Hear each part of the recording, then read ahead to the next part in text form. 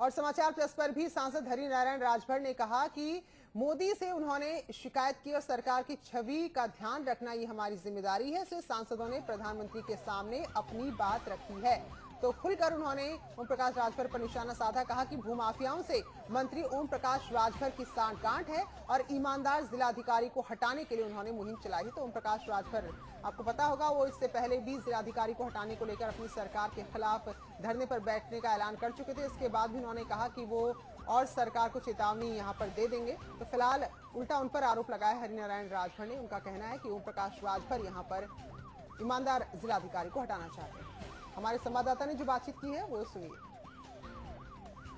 प्रधानमंत्री नरेंद्र मोदी ने लगातार 2 दिनों तक पश्चिमी उत्तर प्रदेश और पूर्वांचल के सांसदों के साथ नाश्ते पर बैठक की। इस बैठक में क्या कुछ हुआ, हमसे बातचीत करने के लिए मौजूद है घोसी से लोकसभा सांसद हरिनारायण राजभर जी। आइए उनसे बातचीत करते हैं। राजभर जी, जो बैठक आप लोगों की पूर्वांचल के सांसदों की हुई थी, उसमें प्रधानमंत्री जी ने स्कूलों की फीस को लेकर जो आपने प्रयास किए, उस मॉडल की बहुत सराहना की। क्या ये मॉडल है आखिरकार?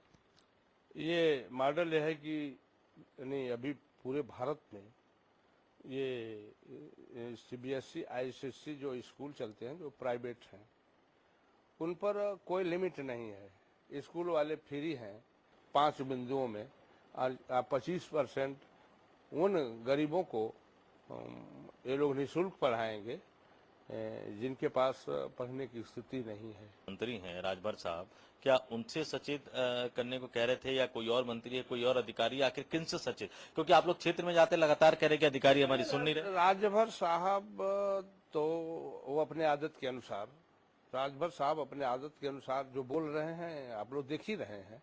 अब उसमें हमको कहना क्या है?